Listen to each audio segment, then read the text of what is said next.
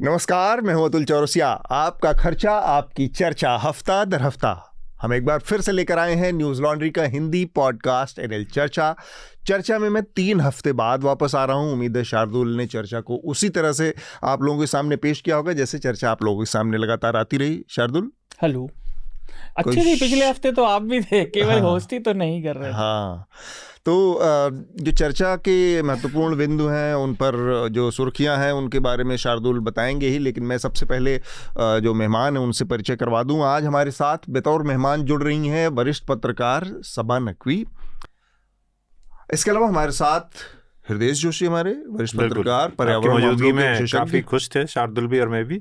अब आप आगे ना और ज्यादा खुश हैं। अच्छा, और शार्दुल तो है ही हैं हमारे साथ आज की चर्चा में। तो ये 4 लोग मिलकर इस चर्चा को आगे बढ़ाएंगे और जो सुर्खियां हैं उसको शार्दुल बताएं। उससे पहले आप लोगों से एक बहुत ज़रूरी बात, ये पूरा का पूरा महीना जो है न्यूज़ लॉन्ड्री ने प्रेस फ्रीडम मंथ के तौर पर मनाने का निर्णय किया है और वो उसी तरह से ऑब्जर्व कर रहे हैं हम लोग। मीडिया की इंडिपेंडेंस, मीडिया की आज़ादी, मीडिया का जो पूरा बिजनेस मॉडल है, मीडिया का जो पूरा स्वरूप है भारत में, उससे जुड़ी तमाम चीज़ों को समझने के लिए, उससे जुड़ी बहुत इन डेप्थ एनालिसिस और ग्राउंड रिपोर्टाज का एक पूरा सिलसिला हम शुरू करने जा रहे हैं। इसके तहत हमारा नया एनएल सेना प्रोजेक्ट है जो कि प्रेस फ्रीडम फंड के नाम से है। इस समय हमारी वेबसाइट पर आप जा सकते हैं और वहाँ पर उसमें हमारी मदद कर सकते हैं, तो इसको ज़रूर करें। और दूसरी एक और जानकारी, न्यूज़ लॉन्ड्री अपने कामकाज के लिए आपको पता है बहुत सारे तरफ से हमले भी झेलता है। सरकारों का हमला है, इनकम टैक्स की सर्वेज और ये सब चल ही रहे हैं। इसके अलावा बहुत सारे मीडिया संस्थानों ने भी न्यूज़ लॉन्ड्री के ऊपर अलग अलग तरह के केसेस दर्ज कर रखे हैं। मतलब कि उनको हमारा कोई हमारी कोई रिपोर्ट पसंद नहीं है या हमारा कोई वीडियो शोज पसंद नहीं है, तो वो लोग भी डेफेमेशन जैसे केसेस या कॉपीराइट जैसे केसेस डाल रखे हैं। तो इस तरह का एक हमारा संघर्ष और एक फ्रंट उधर भी चलता है जो कि कानूनी मोर्चे पर है। तो उसमें एक खुशी की बात यह है कि सुप्रीम कोर्ट ने जो इनकम टैक्स डिपार्टमेंट के मामले में हमें एक अंतरिम एक राहत दे दी थी बहुत पहले, लेकिन ये केस चूँकि चल रहा है उसमें हमारा काफ़ी रिसोर्स जो है, जो संसाधन है हमारे उसमें जाते हैं। तो हमारा जो लीगल फंड है उसमें भी आप मदद कर सकते हैं। न्यूज़ लॉन्ड्री का लीगल फंड है। अब तक करीब इसमें हमारा 36 लाख रुपए खर्च हो चुका है अलग अलग केसेस में। तो इसके लिए भी हमें आपकी मदद की दरकार है। इसको पूरा करने में हमारी मदद करें। जो सुर्खियां हैं, शार्दुल आप हमारे श्रोताओं को पहले जानकारी दे दें, इस हफ्ते क्या बड़ी खबरें रहीं। तो इस हफ्ते भी हमेशा की तरह काफ़ी सुर्खियां रही और पहली आज हमारा चर्चा का विषय भी है। पिछले हफ्ते हमने कर्नाटक के संभावित नतीजों पर बात की थी। नतीजे उन्हीं लाइनों पर आए और जैसा सभी को अंदेशा था, कांग्रेस ने बड़ी जीत हासिल की।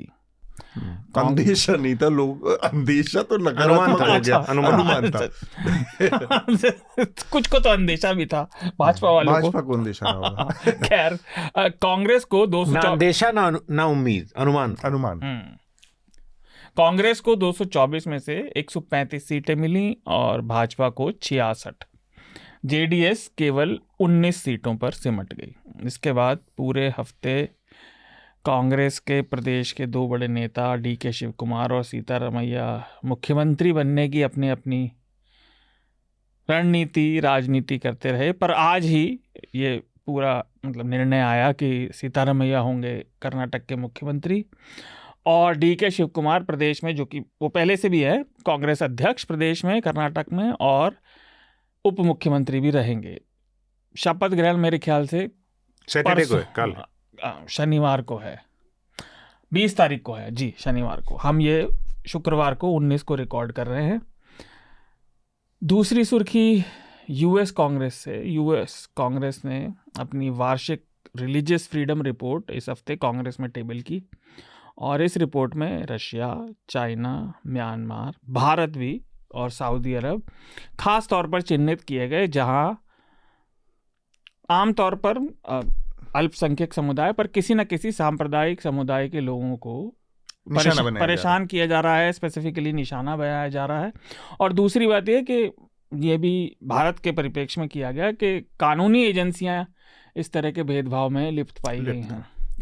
लेकिन भारत सरकार ने अपनी तरफ से कोई प्रतिक्रिया नहीं, भारत नहीं प्रतिक्रिया दी है भारत ने, और उसको इसकी मजम्मत मैं की ये है। कहना था इससे पहले कि जो अमेरिकी सरकार में जिन्होंने ये पेश की, एंथनी ब्लिंकन ने, जो उनके सेक्रेटरी ऑफ स्टेट हैं, उन्होंने अलग से भारत का जिक्र नहीं किया। और मैंने रिपोर्ट भी पढ़ी, भारत से जुड़ी जो हमने कई सारी बातें पिछले साल भर में की हैं, उन सब का ही जिक्र था। वो नूपुर शर्मा वाला एपिसोड हो, उसके बाद जो सब हुआ, वो हरिद्वार में जो तथाकथित सभा हुई थी, चलिए इस पर हम बात करेंगे, आज हम इस पर बात करेंगे भी। एनसीबी से जुड़ी एक खबर आई। एनसीबी के पूर्व अफसर जो थे समीर वानखेड़े, उनके खिलाफ एफआईआर दर्ज हुई है और उसमें बताया गया कि उनके पास अपनी कमाई से कहीं ज़्यादा अगाध संपत्ति थी। साथ ही एफआईआर में ये भी लिखा था कि बॉलीवुड अभिनेता शाहरुख खान के बेटे को जब उन्होंने गिरफ्तार किया था, आर्यन खान को, तो उनकी मतलब एक तरह से बेटे की सलामती के एवज में लगभग 25 करोड़ तक की वसूली की मांग की जा रही थी। और उसके लिए उन्होंने जो केपी गोसावी था उसको और उसके साथी को खुली छूट, कोर्ट किया रिपोर्ट में, खबरों में खुली छूट दी थी वानखेड़े ने, और 50 लाख उन्होंने पेशगी के तौर पर लिए भी थे। बृहस्पतिवार को ये अगली सुर्खी है, बीते दिन भारतीय जनता पार्टी के सांसद और केंद्र में कानून मंत्री, पूर्व कानून मंत्री हो गए हैं अब, किरण रिजिजू को अब वो पद से हटा दिया गया है और उन्हें अर्थ साइंसेज मंत्रालय दे दिया गया है। ये पहली बार हो रहा है कि साइंस एंड टेक्नोलॉजी मिनिस्टर जो है उससे अलग अर्थ साइंसेस में, जब से मिनिस्ट्री बनी है, ये मिनिस्ट्री 2006 में बनी थी, मिनिस्ट्री ऑफ अर्थ साइंसेस, तब से science and technology minister he earth science को भी देखते थे। तो जो हम आगे शायद अगर बात करेंगे तो उनका जो कद, तो ये छोटा, क्या मतलब ये एक तरह से ये कहा जाए कि डिमोशन कर दिया है? मतलब इसको देखने के कई तरीके हैं, लेकिन मैं तो क्योंकि इस सब्जेक्ट को कवर करता हूँ इसलिए मैं पहली बार देख रहा हूँ कि science and technology minister is different and ministry of earth sciences जो से काफी जुड़ी है वो मिनिस्टर अलग है। यानी एक ही मिनिस्ट्री में जो काम एक आदमी करता था बांट दिया गया है। पहले जो कपिल सिब्बल साहब से लेके वैला रवि, पवन बंसल, ये तमाम लोग जो हैं इसमें हुए, पृथ्वीराज चौहान, लेकिन वो सब के पास ही मिनिस्ट्री रही। उसके बाद हर्षवर्धन साहब और दूसरे एक मंत्री और हैं जो अभी इस वक्त हैं यहाँ पर, जितेंद्र सिंह, इन दोनों के पास ही मिनिस्ट्री थी दोनों। लेकिन अब वो कोशिश करेंगे इस पर। असल में ये एक बड़ा दिलचस्प डेवलपमेंट है जो पिछले एक हफ्ते में, क्योंकि बहुत महत्वपूर्ण मंत्रालय है, जैसे लोग देख रहे हैं ना कि कह रहे हैं कि अब ये मेरा वो भी हो सकता है कि मैं कवर करता हूँ, ये बहुत भारत के जितने बड़े शोध हो रहे हैं वो इस मंत्रालय से जुड़े हुए भी हैं। वेदर फोरकास्टिंग इससे जुड़ी हुई है, ओशन का जो हम मरीन लाइफ इससे जुड़ी। तो इसको ऐसे देखना, मतलब अगर उनकी मैं रिजिजू जी की जगह होता तो मैं इसको बहुत पॉजिटिवली देखता। बिल्कुल, लेकिन हाँ पॉलिटिकली कह सकते हैं, पॉलिटिकली एक तरह से उसको माना जा रहा है कि इनका डिमोशन हो गया है और उसके पीछे बहुत सारी कहानियां आ रही हैं सुनने समझने। लेकिन एक चीज़ ज़रूर है कि जिस तरह से अचानक से एक बारगी में हटाया गया इनको, उसने कई सारे सवालों को जन्म दिया। और सिर्फ इतना ही नहीं कि केवल इनको हटाया गया, ऐसा कुछ लग रहा है कि एक तो बात ये बार बार जो कही जा रही कि लगातार वो एक उनका कन्फ्रंटेशन चल रहा था जुडिशरी के साथ, सुप्रीम कोर्ट के ऊपर, जजों के ऊपर लगातार वो टिप्पणी कर रहे थे इसकी। लेकिन जिस तरह से उनके जूनियर मिनिस्टर को भी हटाया गया, तो जो कानून राज्य मंत्री थे उनको भी हटाया गया इनके साथ साथ। और ऐसा लग रहा है कि अगले साल 2024 तक सरकार चाहेगी कि इस तरह की कोई अनटूवर्ड वो ना हो। और सरकार ने 2 जो उनकी ओर से भेजे गए अपॉइंटमेंट थे, जहाँ तक मुझे अगर ठीक जानकारी, वो भी एकदम क्लियर किए हैं अभी तो वो कोई स्टैंड ऑफ नहीं चाहते गवर्नमेंट, ऐसा लगती है जुडिशरी के साथ अभी। तो एक कन्फ्रंटेशन वाला जो स्थिति है उसको शायद अवॉइड करने का एक सिग्नलिंग है। लेकिन कहानियां कई हैं, तो अगर हम बातचीत करेंगे जब तो बात करेंगे। सुर्खी का दूसरा हिस्सा हो सकता है इस तरफ भी इशारा करता हो, तो बाकी है कि जो राजस्थान से भाजपा सांसद हैं अर्जुन राम मेघवाल, वो अब कानून प्रभार संभालेंगे लेकिन राज्य मंत्री के तौर पर, और उनके पास पहले से संसदीय मामलों और संस्कृति मंत्रालय का भी राज्य प्रभार है। तो अब यानी कोई केंद्रीय कानून मंत्री नहीं है, राज्य प्रभार वाला ही है फिलहाल, स्वतंत्र प्रभार। स्वतंत्र प्रभार नहीं, स्टेट चार्ज लिखा था बट। अगली सुर्खी सुप्रीम कोर्ट से। अदानी ग्रुप की कंपनियों द्वारा किसी भी नियम के उल्लंघन की जांच करने के लिए जो सुप्रीम कोर्ट द्वारा नियुक्त पैनल था, उसने अपनी रिपोर्ट कोर्ट में सबमिट करी और प्रथम दृष्टया उन्होंने सेबी और अदानी ग्रुप द्वारा किसी भी नियम का उल्लंघन नहीं पाया। पैनल का कहना था कि उनकी नज़र में अदानी ग्रुप की ओर से कोई भी ऐसी गड़बड़ी नहीं थी जो उनके संज्ञान में नज़र में आई हो। तो अदानी जी की जो जांच शुरू से चल रही है जिस डायरेक्शन में, वही जाती हुई लगती है। ये जांच शुरू हुई थी, हिंडनबर्ग ने जब एनालिसिस रिपोर्ट दी थी, उसके बाद उनके स्टॉक शॉर्ट भी हुए थे, गिरे भी थे, तब इन सारे विवाद के चलते ये पैनल बनाया गया था। पर हाँ, देश की बात ठीक है कि फिलहाल तो लग रहा है कि कम से कम सेबी के हिसाब से या पैनल के हिसाब से कुछ उल्लंघन नहीं हुआ, क्योंकि उनकी एंट्री भी बहुत देर में हुई थी, लोग कह रहे थे, तो इसको देखते हुए लग रहा है कि अगली सुर्खी पंजाब से। पंजाब के संगरूर जिले की अदालत ने, जिला अदालत ने कांग्रेस अध्यक्ष मल्लिकार्जुन खड़गे को 100 करोड़ के मानहानि मामले में समन किया है। मुझे, अगर मैं इस समय कैमरे पर हूं तो मुझे मुस्कुराहट इसलिए कि उसका कारण है, ये हितेश भारद्वाज नाम के व्यक्ति ने फाइल किया था केस, और इसलिए किया था क्योंकि उनके अनुसार हितेश भारद्वाज के मल्लिकार्जुन खड़गे ने अन्य कई ऐसे एंटी नेशनल संगठनों जैसे पीएफआई से बजरंग दल की तुलना करके उसकी मानहानि की थी। अब इस पे हंसे नहीं तो और क्या तो करें। बजरंग दल वालों को तो ये अधिकार है कि वो अपनी मान में हानि महसूस करें। अगली सुर्खी एडीआर से, association for democratic reforms organisation ने एक रिपोर्ट जारी की, जिसके अनुसार साल 2021-22 में 27 ऐसे क्षेत्रीय राजनीतिक दल थे जिनकी 76% आय अज्ञात सोर्सेस से। इस 76% अज्ञात सोर्सेस की आय में से भी 93% इलेक्टोरल बॉन्ड से आई है। तो बहुत ऑब्वियस है वो। एडीआर की रिपोर्ट यानी फिर से एक बार बताती है, आई मीन लाइक, कि इलेक्टोरल बॉन्ड भारत में भ्रष्टाचार कम नहीं कर रहे, ट्रांसपेरेंसी नहीं ला रहे और ज़्यादा गड़बड़ी कर रहे हैं। कल मैं बहुत देर तक ट्विटर पे एक बहुत बड़े सज्जन हैं और बहुत नामचीन पत्रकार हैं, उनके साथ भिड़ा, मतलब मैं उनको समझा रहा था, उनको वो बार बार ये कह रहे थे नहीं, इलेक्टोरल बॉन्ड जो है एक ऐसी व्यवस्था को हटाने के लिए आए थे काले धन की जो बुरी थी इससे ज़्यादा। अब मैंने उनको सारे लिंक दे दिए, सारे कागजात बता दिए, मैंने न्यूज़ लॉन्ड्री में जो स्टोरी छपी थी वो ही भेज दी, पर अगर कोई मानने को तैयार नहीं तथ्यों को तो फिर कुछ नहीं कर सकते। आप ना व्हाइट वॉश कर रहे हैं, आप भीड़े ही थे। ठीक है। खैर, दो सीरियस आखिरी सुर्खी हैं, दोनों सीरियस हैं। फिल्म ये भी सीरियस थी जो आपने बताई? नहीं, इससे ज्यादा सीरियस है। अच्छा, okay. The Kerala story film बहुत ज़्यादा चर्चा में रही। तो महाराष्ट्र के अकोला में पिछले हफ्ते दंगा हो गया, काफ़ी बड़ी हिंसा हुई और एक व्यक्ति मारा गया, 8 घायल हुए। और ताज़ा खबर ये थी 2 दिन पहले की कि इस वारदात में 147 लोगों को पुलिस ने गिरफ्तार किया है।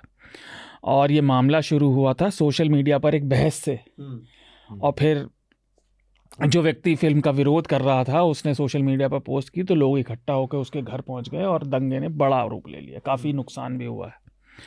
तो ये उन्माद बहुत ही बुरा है और ये किसी के लिए अच्छा नहीं है, बार बार ऐसी खबरें आती हैं।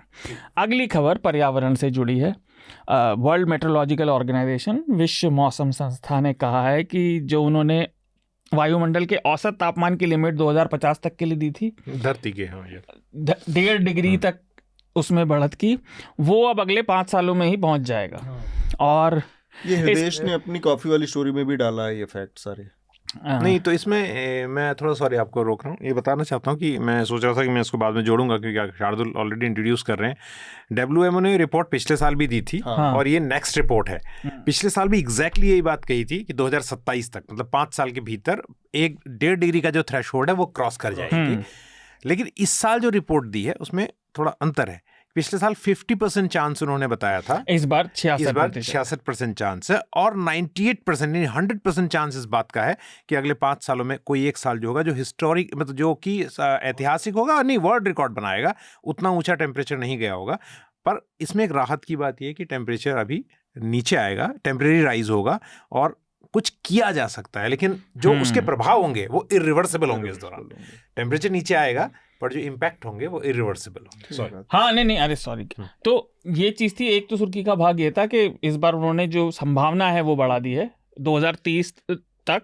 उन्होंने कहा अगले 5 सालों में 2027-28 तक 1.5 डिग्री पहुंच जाने की संभावना है, वो 66% हो गई है। लेकिन उन्होंने ये भी कहा है कि इसका असर दिखना भी शुरू हो गया इस बार जगह जगह। और उन्होंने ये कहा कि अगर हम ये पार कर गए तो उसके बाद जो पर्यावरण पे असर होंगे वो बहुत भयंकर होंगे सभी जिंदा लोगों के लिए और इंसानों के लिए। तो इसमें एक छोटी सी बात ये भी है जो बहुत संक्षेप में मैं जोड़ रहा हूँ।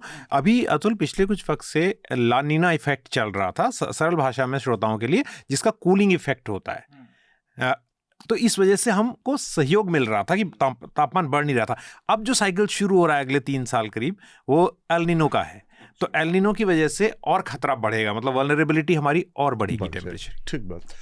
तो हम आगे बढ़ते हैं और चर्चा की शुरुआत करते हैं। चर्चा का जो पहला विषय है जिस पर हम बात करेंगे, चूँकि हमारे साथ सबा नकवी भी हैं और सबा पॉलिटिकल रिपोर्टिंग करती रही हैं बहुत लंबे समय से, तो पॉलिटिकल खबर से ही शुरुआत करते हैं। और जो कि बहुत बड़ी खबर रही पिछले हफ्ते, बड़े दिनों बाद कांग्रेस पार्टी ऐसा लगा कि गड्ढे से निकल गई किसी, और उसने कर्नाटक का किला फतेह किया। वहाँ पर 135-136 सीटें जीतकर उसने सरकार बनाई, तो बहुत कंफर्टेबल ठीक ठाक मेजॉरिटी मिली। हम लोग जो कवर कर रहे थे वहाँ पर तो एक अंदाज़ा लग रहा था कि कांग्रेस के पक्ष में वहाँ पर लोगों का जनमत है, लेकिन इतनी बड़ी जीत का किसी ने अंदाज़ा नहीं लगाया था। मुझे लग रहा था कि शायद कांग्रेस बहुमत के आसपास जाके अटक सकती है वो। खैर, तो इलेक्शन प्रेडिक्ट करना और ख़ासकर सीटें प्रेडिक्ट करना बहुत मुश्किल काम होता है इंडिविजुअल, और वो तो बहुत सीरियस साइंटिफिक जॉब है जो इस तरह की सर्वे एजेंसियाँ होती हैं। 2-3 चीज़ें मैं सबा आपसे बुलेट पॉइंट में अगर समझाएं, आप समझा सकें कि इस जीत से कांग्रेस में, क्योंकि लगातार एक के बाद हार के बाद जिस स्थिति में कांग्रेस थी, वहाँ पर कांग्रेस के लिए बहुत कुछ पॉजिटिव नहीं बच गया था। और 2024 के मुहाने पर वो पार्टी थी। दूसरी तरफ एक पार्टी है जो कि सत्ता में, भारतीय जनता पार्टी, उसका दायरा, उसके संसाधन, रिसोर्सेज बहुत पावरफुल है, बहुत ज़्यादा बड़े हुए। तो इस नतीजे से क्या बदलता हुआ दिख रहा है आपको कांग्रेस पार्टी के लिए और देश की पॉलिटिक्स के लिए? 2-3 चीजें अतुल और सब लोग नमस्कार। आप लोग हमेशा एक अच्छे मूड में डाल देते हैं, ये आप लोग का तरीका ही ऐसा है। हमारे पास कोई रास्ता नहीं है और कोई विकल्प नहीं खुश होने का। खुश होने का और कोई रास्ता खुश रहते हैं। हाँ, खुश रहने वाला तरीका। हालांकि खबरें अभी तक तो बुरी ही हैं मुल्क में, लेकिन ठीक है, आप लोग हमेशा चेयरफुल रहते हैं। ये न्यूज लॉन्ड्री को पहले मैं कंग्रेचुलेट कर दूं कि हंसा लेते हैं, और उसमें बहुत जबरदस्त काम भी बीच बीच में हो जाता है। और तो 2-3 चीजें हैं इस चुनाव का जो रिजल्ट है, उसको लेकर मैं 2-3 पॉइंट्स रखना चाहूंगी। एक तो कांग्रेस के लिए ये चमत्कारी रिजल्ट, एक तो हम इलेक्टोरल रिजल्ट को ही कह सकते हैं वो चमत्कारी है, लेकिन उसमें उसके बहुत पहलू हैं जो अहम है। एक तो हमने कांग्रेस का एक मजबूत संगठन देखने को हमने देखा कर्नाटक में, नंबर 1। नंबर 2, जिस तरह कैंपेन चला उसके दौरान ये ज्यादा फोकस राहुल और प्रियंका पे नहीं हुआ। हालांकि उनका भी फायदा है इसमें, जहां से राहुल की भारत जोड़ो यात्रा निकली वहां पार्टी ने बहुत अच्छा किया है। ये बैलेंस सही हो गया। और तीसरी बहुत अहम चीज जो आप लोग जरूर गौर करेंगे, क्योंकि न्यूज लॉन्ड्री का मैंडेट ही है कि सोशल मीडिया पे आप नजर रखिए, कांग्रेस में अब एक टीम आ गई है। जो बात चलती थी ना कि प्रशांत किशोर आके सब कुछ मैनेज करेंगे, अब इन हाउस एक टीम बन चुकी है जो मैसेजिंग को मैनेज कर रही है, और वो कर्नाटक में हो चुका है। कोई फ्रीलांसर नहीं चाहिए जगह जी, आपको कोई फ्रीलांसर नहीं चाहिए। फ्रीलांसर नहीं चाहिए उनको कोई फ्रीलांसर नहीं चाहिए। बिल्कुल सही कह रहे हैं आप। कांग्रेस में वो मैसेजिंग को एनालाइज करके करेक्ट मैसेजिंग डालने की टीम अब अंदर इन हाउस हो गई है। उनमें एक फॉर्मर आईएएस ऑफिसर जो मैंगलोर के डीएम थे, अब वो उन्होंने मैंगलोर छोड़ दिया है, वो तमिल है, वो भी आ गए हैं। एक और शख्स वो कांग्रेस के अब मेंबर बन गए हैं। बहुत जबरदस्त, उनकी मैसेजिंग बहुत जबरदस्त होती है। दूसरे हैं एक जो पहले प्रशांत किशोर के साथ काम करते थे, लेकिन वो भी मेंबर बन गए, वो आंध्र प्रदेश के रहने वाले हैं। मतलब वो बैंगलोर में रहते हैं लेकिन तेलुगु है शायद। वो दो शख्स हैं जो ये टीम चला रहे हैं, और बहुत शार्प इनपुट्स ये लोग देते हैं, और इनकी मैसेजिंग बहुत जबरदस्त हुई। कुछ आपको याद है कैंपेन के कुछ पहलू जिस तरह से मैसेजिंग की गई। तो तीसरी बात ये हो गई है, एक कांग्रेस का संगठन हमको मजबूत संगठन दिखने को मिला, बैलेंस कि आप लोकल लीडरान पे बैलेंस करिए, राहुल गांधी और प्रियंका गांधी सपोर्ट स्ट्रक्चर में होंगे।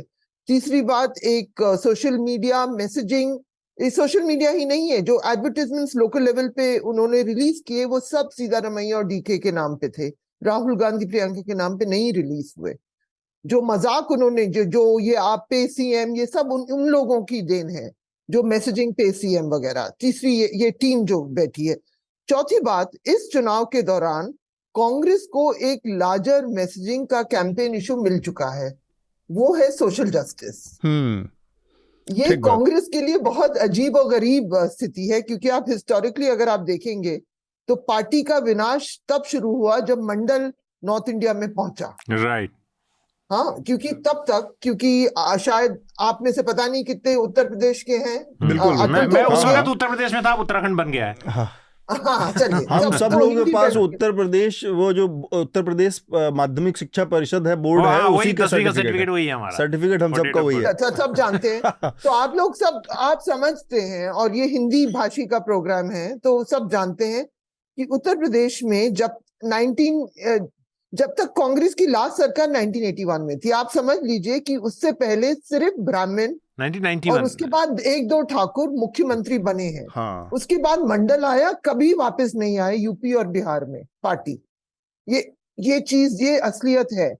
अब वही पार्टी अब देखिए मुल्क में बीजेपी डोमिनेटिंग पोजीशन में है, वही पार्टी अब इस चुनाव के कैंपेन के दौरान उसने सोशल जस्टिस की बात की, और वही राहुल गांधी और मल्लिकार्जुन खड़गे ने दोनों ने कही कि जितनी आबादी उतना हक, और उन्होंने कास्ट सेंसस की मांग फिर से डाली। उसके दौरान ही सीतारमैया ने कह दिया कि 75% सीट्स रिजर्वेशन चाहिए। बिल्कुल ठीक बात। तो कांग्रेस की तरफ से 2, 3, 4 चीजें हो गई हैं इससे। क्योंकि मैं इन चीजों पे कॉलम्स वगैरह लिखती हूँ, मुझे अंदाजा है कि डीएमके के लोग बहुत खुश हैं।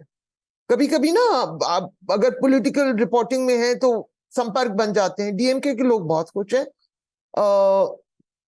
यहाँ बिहार के लोग भी बहुत खुश हैं, पार्टी वाले।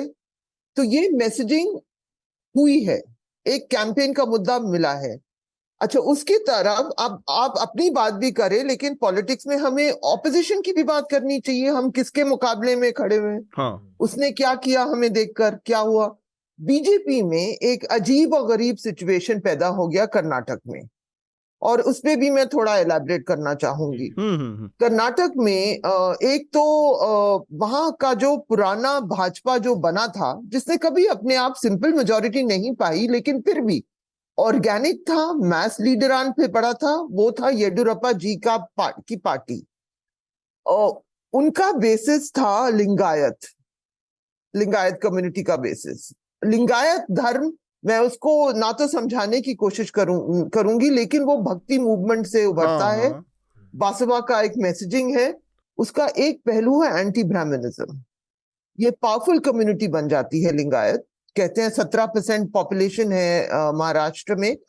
लेकिन जो भाजपा के अंदर जो हुआ, और ये भाजपा के लोग आपको बताएंगे कि एक परसेप्शन हुआ कि बीएल संतोष जो संगठन मंत्री हैं, जो कर्नाटक से आते हैं, लेकिन वो आरएसएस के चुने नुमाइंदे हैं दिल्ली भाजपा और संघ के बीच में कोऑर्डिनेशन करने के लिए, कि उन्होंने लिंगायत को नीचे करने के लिए एक ब्राह्मण गुट के साथ काम किया। उसमें थे प्रहलाद जोशी कर्नाटक के, और तेजस्वी सूर्या भी, ये सब पंडित लोग हैं।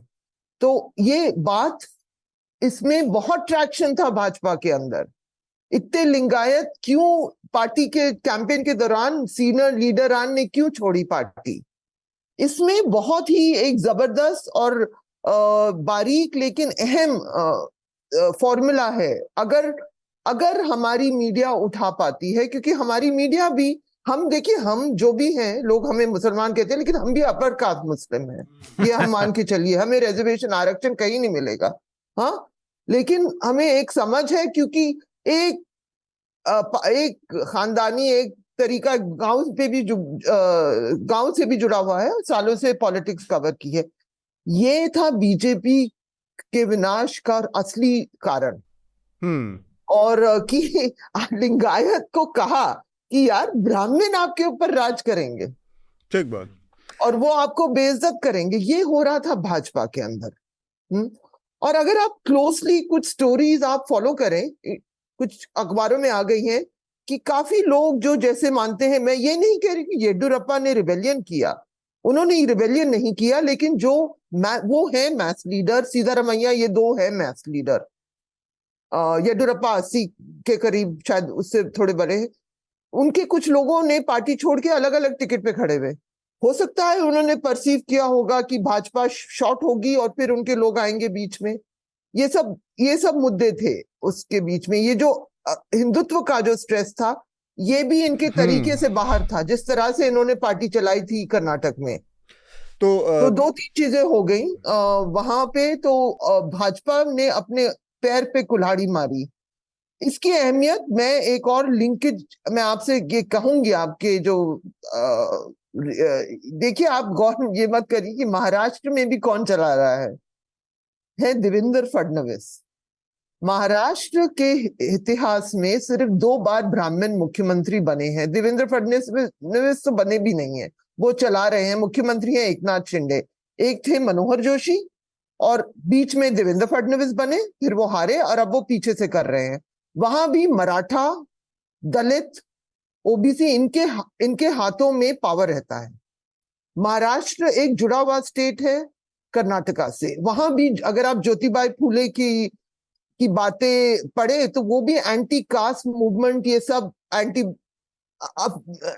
अम्बेडकराइट्स और अम्बेडकर का घर पहलू है। जी जी, तो ये सब भी हो रहा है।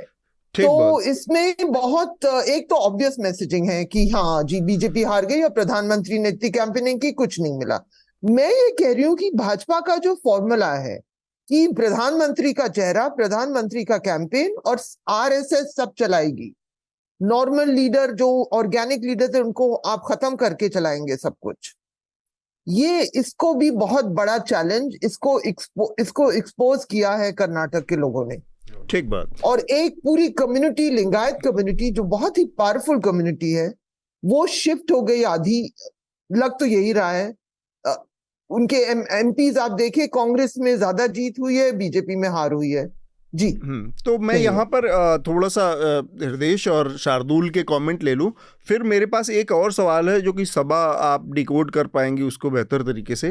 पहले जो आपने बहुत लंबा एक सबा का सुना, सभा को सुनने के बाद तो मुझे एक बात ये लग रही है, जो हम सब लोग, मैंने भी कई साल पॉलिटिकल रिपोर्टिंग की है, तो ये बहुत इंपॉर्टेंट है कि ग्राउंड में जो सोशल फैब्रिक है वो अगर उसमें ऑल्टर होता है, जैसे अभी जो सभा बता रही है कि किस तरह से ब्राह्मण्स के खिलाफ एक गुस्सा था या जो मोबिलाइजेशन था कि इनके हाथ में सारा वो है, तो उस लिहाज से ये एक बहुत महत्वपूर्ण हो जाता है कि ये जो 40% करप्शन की बात हम कर रहे थे, मीडिया में बहुत कर रहे थे, इसके अलावा भी बहुत कुछ हो रहा था। हम सिर्फ सोच रहे थे कि 40% करप्शन की बात है, क्योंकि बहुत समय से मैं कम से कम सोच रहा हूँ कि करप्शन इज ए वेरी, एक बार एक व्यक्ति जो झारखंड में मैनेज कर रहे थे इलेक्शन को, एक बड़े नेता का, हाँ, तो उनको जब एक अखबार से को आया कि हमारे पास स्टोरी है ये, और ये कड़वा सच है, अखबारों में और मीडिया में इस तरह का धमका के पैसा लेना और ऐड लेना आम बात है, तो उस व्यक्ति ने बड़े ही जो है ब्लंट तरीके से कह दिया था, आपका जो भी स्टोरी आप छाप दो, हमें पता है कि करप्शन की कोई मतदाता पर असर नहीं पड़ता। तो हम यहाँ तक चुनाव में पहुंच गए हैं, तो तब मुझे लग रहा है कि जो 135 की जीत है, जरूर लोग परेशान रहे, जरूर मैं एक 40% सरकारा रहा, लेकिन ये जो मोबिलाइजेशन जिसका वो जिक्र कर रही हैं सभा, अगर ये बात 50% भी आगे लागू होती है तो मोदी साहब के लिए चिंता का विषय है, क्योंकि वो कभी कभी बीच में अपने आप को एक ओबीसी लीडर की तरह भी प्रोजेक्ट करने की कोशिश करते हैं। हिंदुत्व को भी वो बाहर रही है बीजेपी बार बार। और महाराष्ट्र का जो उन्हें जिक्र कर रहे हैं और बिहार का जिक्र कर रहे हैं, महाराष्ट्र में कितनी 48 सीटें हैं और बिहार में 40 88 सीटों के साथ आप ये 28 सीटों को अगर जोड़ते हैं तो ये बनती हैं 116 सीट, अगर मैंने सही जोड़ा है। तो अगर 100-125 सीटों में डायरेक्ट ये असर दिखता है तो बीजेपी अपनी रणनीति को जरूर बदलेगी, रीडू करेगी। देखिए, सबने राजनीतिक बात है कि मैं श्रोताओं को कुछ चीज़ें बताता हूँ जो मुझे रोचक लगी चुनाव रिजल्ट में। एक तो ऐतिहासिक वोट शेयर रहा कांग्रेस का। मैं अभी देख रहा था 43%। ऐसा शायद 1980 से पहले था, तब से किसी भी पार्टी का किसी भी जीत का नहीं आया। और 6% से ज्यादा का इजाफा हुआ है कर्नाटक में, कर्नाटक में 48 मतलब और 43% वोट शेयर में खास बात ये रही, भाजपा ने अपना वोट शेयर लगभग ना के बराबर लूज किया। भाजपा का वोट शेयर बना रहा, पर ओवरऑल अगर देखें, हाँ नहीं पूरे प्रदेश में भाजपा का वोट शेयर सेम रहा, लेकिन सीटें बहुत ज्यादा गिर गई, 0.5% गिरावट है। हाँ, और हुआ क्या कि जेडीएस का भयंकर वोट शेयर में गिरा, वो काफी लंबे समय से 20%, वही एग्जैक्ट जो 6% उनका कम हुआ वो कांग्रेस पे शिफ्ट हुआ दिख रहा है पूरा। और भाजपा ने कुछ क्षेत्रों में अपना वोट शेयर बढ़ाया जहां वो जीते, लेकिन बाकी पूरे स्टेट में कम हुआ। इसका सबसे अच्छा एग्जांपल था, मैं अभी याद करने के लिए देख रहा था, बेंगलुरु क्षेत्र का। वहां भाजपा ने 6 सीटें पिछली बार से ज्यादा जीती 2018 के विधानसभा चुनाव से, लेकिन वो सारी 6 की 6 सीटें जेडीएस से आई, कांग्रेस से नहीं है। तो ये बड़ा रोचक चुनाव रहा। एक छोटी सी बात जो आंकड़ों से दूर रह जाती है, क्योंकि मैं स्टैटिस्टिक्स देखने में बहुत मजा आता है, यकीन है हम हमेशा स्टैटिस्टिक्स को जब देखते हैं तो ग्राउंड ट्रूथिंग है वो भी बहुत जरूरी है। पिछली बार के चुनाव में ये साफ तौर पे दिख रहा था, और ये अंडरस्टैंडिंग होती है कई पार्टियों के बीच में। जैसे पंजाब में कहते थे कि जब पहली बार आम आदमी पार्टी कांग्रेस अमरिंदर सिंह वापस आए थे, उस वक्त बीजेपी के लिए कहा जा रहा था, बीजेपी जो है वो अकाली को के बजाय वो चाहते आम आदमी पार्टी के जगह अकाली जीत जाए या कांग्रेस जीत जाए। अकाली बीजेपी जो है गठबंधन चाहता था कि आम आदमी पार्टी ना जीते, कांग्रेस जीत जाए वो सीट। और इस तरह की एडजस्टमेंट कई जगह अपने कार्डर के साथ, अब वो कितना बैलेट बॉक्स तक या ईवीएम तक पहुंच पाता है दूसरी बात है। इसी तरह से पिछले चुनाव में जो 2018 के थे, मैं कवर कर रहा था और मैं देख रहा था, एक इस तरह का था कि जहां पर कांग्रेस जीत सकती है वहां पर बीजेपी अपना अगर प्रचार हल्का करके, अपने कार्डर को हल्का करके जेडीएस की सीट निकलवा सकती है, तो वो कोशिशें भी हो रही थी। तो पिछली बार के चुनाव में ये एक अंडरस्टैंडिंग, टैसिट अंडरस्टैंडिंग जेडीएस और बीजेपी के बीच में थी, जहां जेडीएस की 2-4 सीट निकलवाने, तो इसलिए भी वो था। ये बात अलग है, और ये बात अलग है कि चुनाव जीतने का जेडीएस और कांग्रेस ने सरकार बनाई। देखिए है क्या, वो राजनीतिक साठगांठ और जो दांव पेच है वो तो रहते ही हैं।